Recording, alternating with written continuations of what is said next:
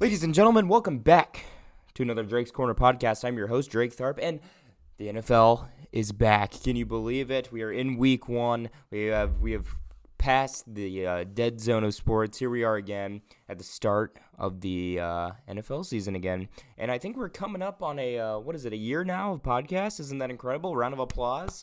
Thank you. I appreciate it. Yep, bring it all in. Hey, I don't mind. Night and day. We got a few things to talk about. Two with the NFL, one with college football. I'd like to just be a homer here for a second and talk about my team and the narrative surrounding it. Secondly, we have the Scott Frost firing with Nebraska. Here in Nebraska, it's a lot of homer talk. So, and then finally, with the finale of the show, we bring back the NFL power rankings. So let's jump right into it. I'm going to be a little biased here, and I'm going to say I told you so to, probably 95% of people who, cover the NFL, people who supposedly call themselves analysts, saying, the Bears are going to have the worst season in the NFL. They're going to be the worst team. The receiving corps can do nothing. I covered a part of Bears talk throughout the offseason with their receiving corps out. People are saying it's a joke. It's, nothing to be afraid of. Partially true, but I wouldn't say, talentless, nothing to work with. But the Bears just took out a Super Bowl contender by more than one possession. It was a 19-10 game. Should have been a 24-10 game had not missed the extra points and the field goal.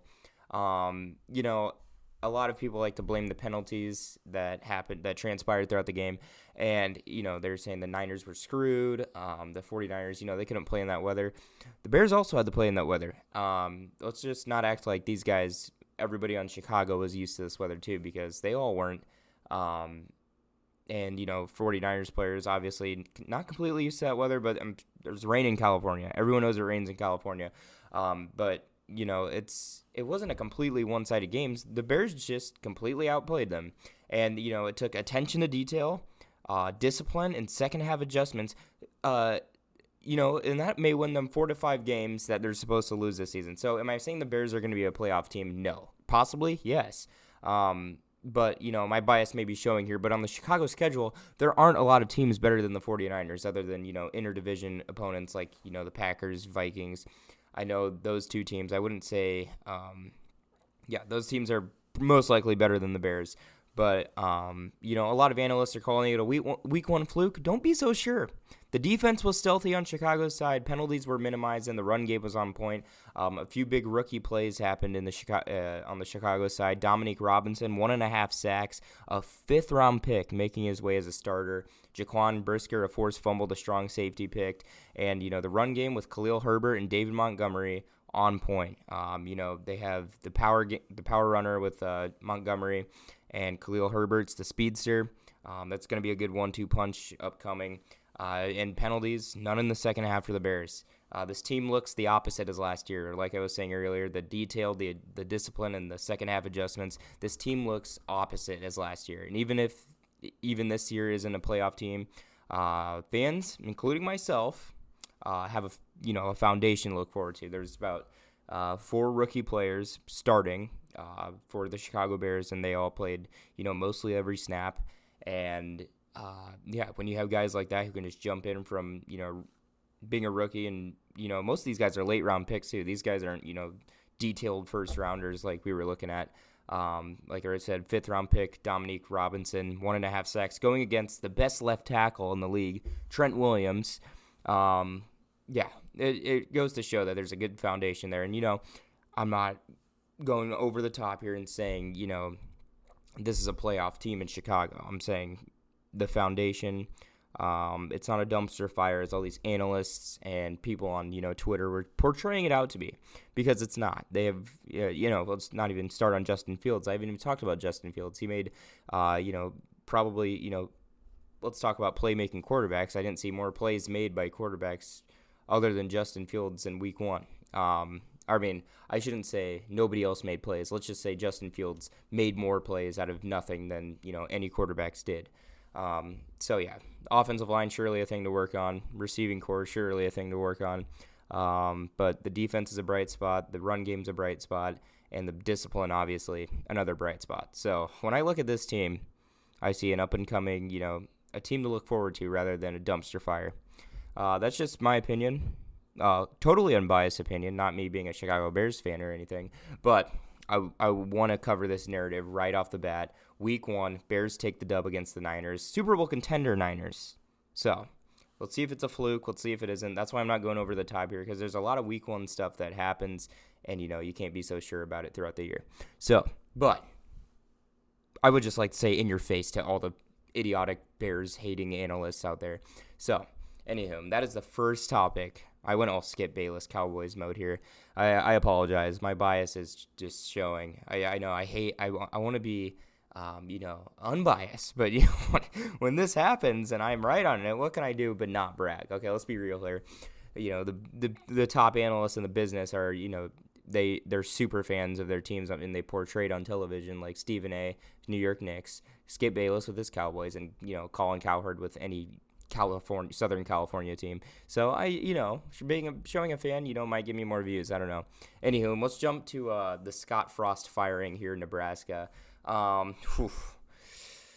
Okay, Scott Frost, great recruiter. He wasn't a great coach, and may I just say, let's just say with rumors around Nebraska here in, Omaha, Lincoln area, let's just say Scott Frost, his mind may have not been on football this entire time. I'm not going to get into it because, I don't know if this is going to blow up and I'll get sued for slander. But let's just say not 100% sure his mind was on football the entire time. Wink, wink. An abysmal record of 5-21 in close games. Games where Nebraska competed down to the stretch, only to come up short, due to play calling, clock management. What is it? I know one thing's for sure. A 5-21 record isn't going to be, the player's fault. Okay, this is completely coaching, and it shows that Nebraska was there talent-wise. Last year we had. I'm not going to say we. As a Nebraska fan, I'm try not to be once again the bias. I'm going to say bias about 10 times in this episode, but Nebraska, they were in close games with good teams: Ohio State, Oklahoma, Michigan. Top teams. In the nation, and when it turns from Ohio State to Georgia Southern coming up losses, we've not only declined in, everything that there is to this Nebraska culture, but results in close games prove long-term success. And, well, Frosty, he came up short every single damn time. It's where it comes down to everything at this point. That's what makes a good coach. And, Scott Frost had his I think his talent was a lot better than what UCF was portrayed when he was there. You can call him a great recruiter, but coaching at one point is, kind of critical when you're in the big conference play. You can be a great recruiter. You can be a great recruiter in a conference with UCF and Memphis. But when you hop into that Big Ten, you got to be a good coach. And, I know these homegrown Nebraska fans are going to be like, well, I remember Scott Frost in 95 when he was a great quarterback. Probably got that year wrong, but, a lot of home-driven people were very excited for this hiring of Scott Frost. But the dude, the passion may have been there. I'm not going to say it wasn't, but, he put a lot of effort into recruiting. But when the X's and O's came down, the dude was absolutely atrocious. And, we gave him year after year, maybe next year. And then kind of just dwindles down to that 5-21 record in close games. That just proves long-term success, and Scott Frost wasn't there.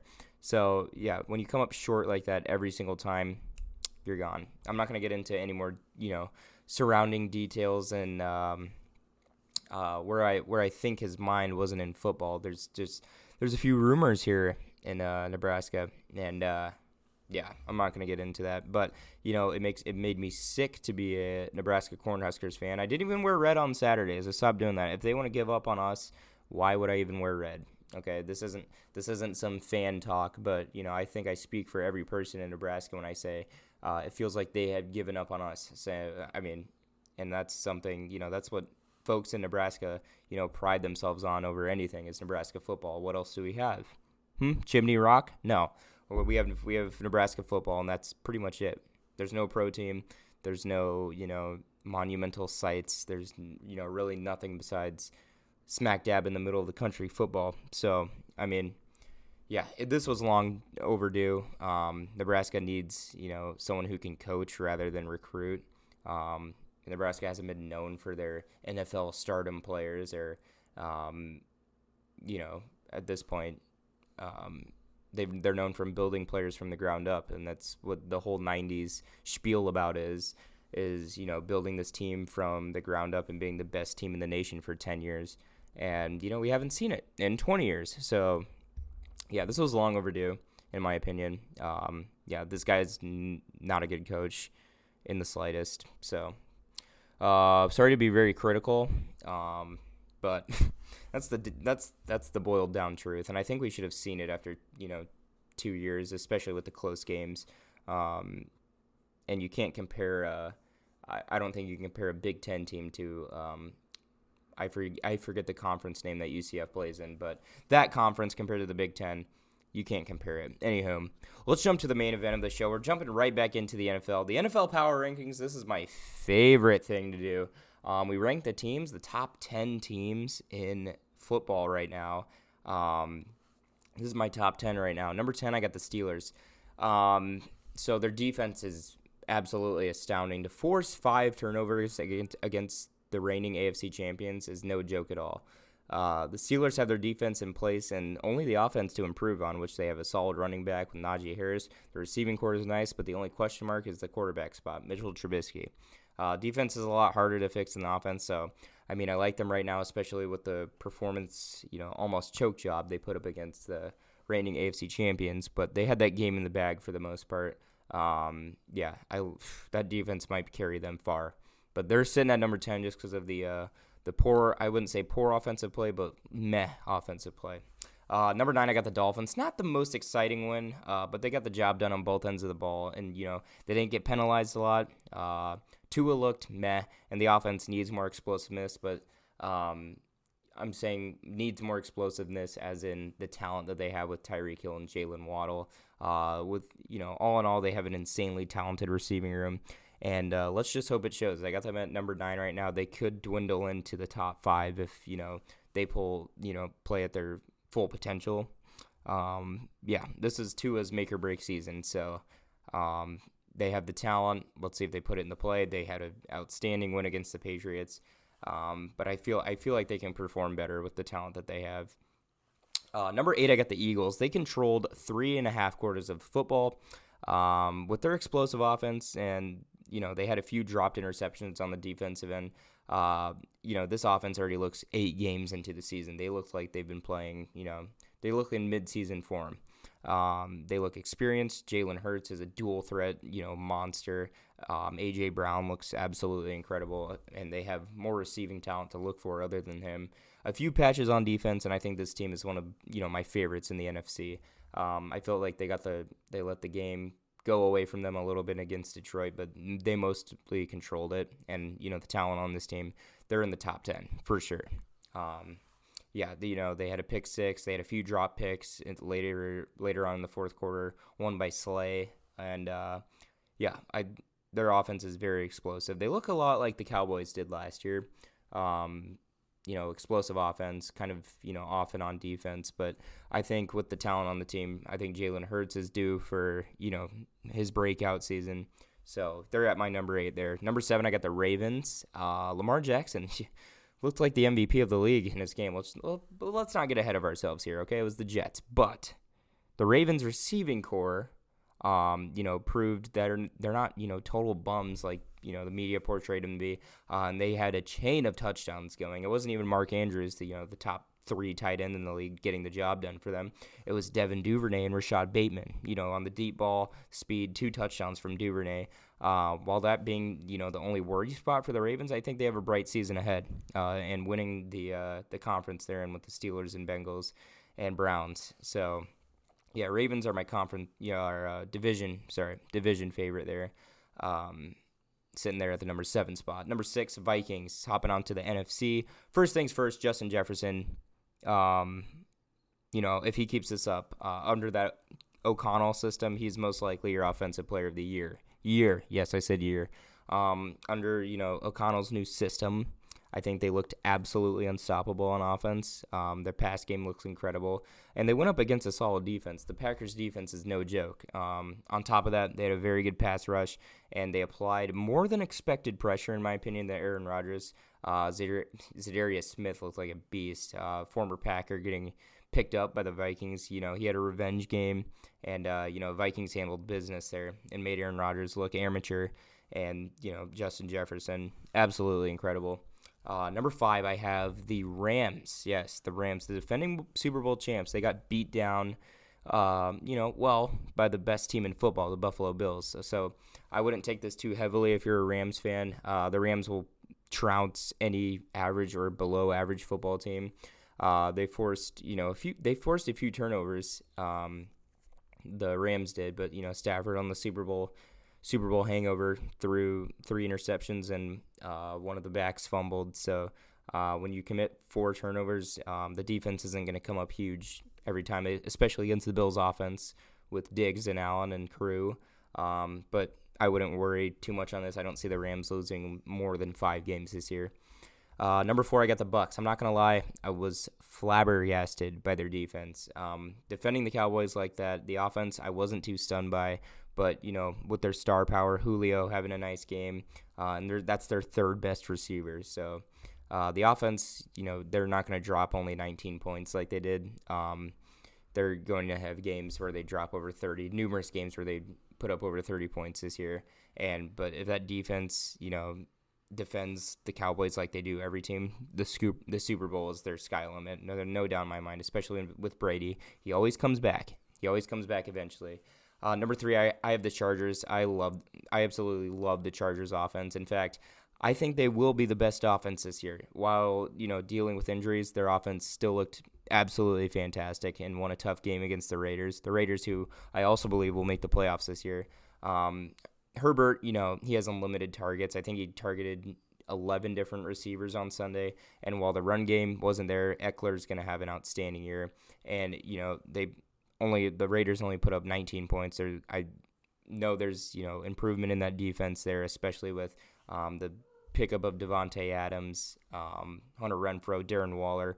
All that's a top 5 receiving core in the league, and they only allowed 19 points. So there's obviously improvement there on the defensive end. And Eckler, kind of had an off game, but he's going to be a fantasy machine.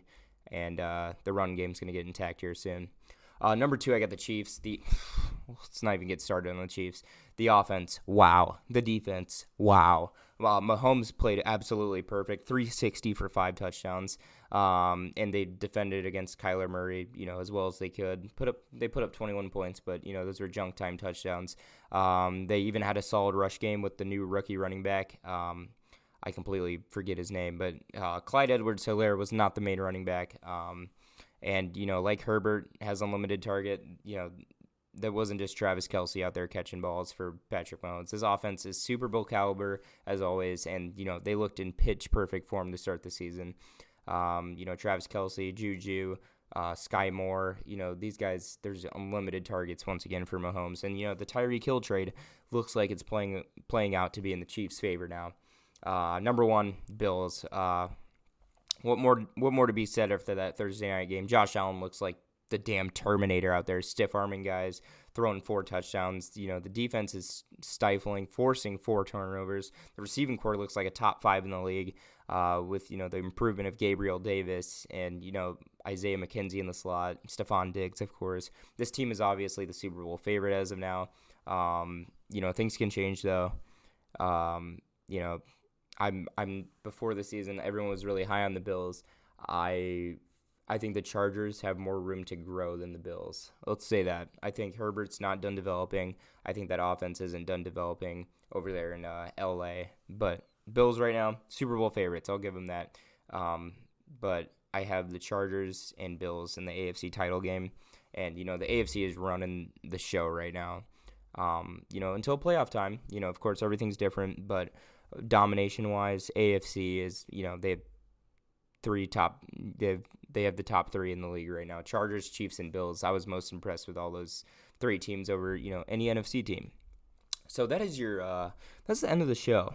I know I kind of did a lot of just reading off, but that's what it is. That's it right there.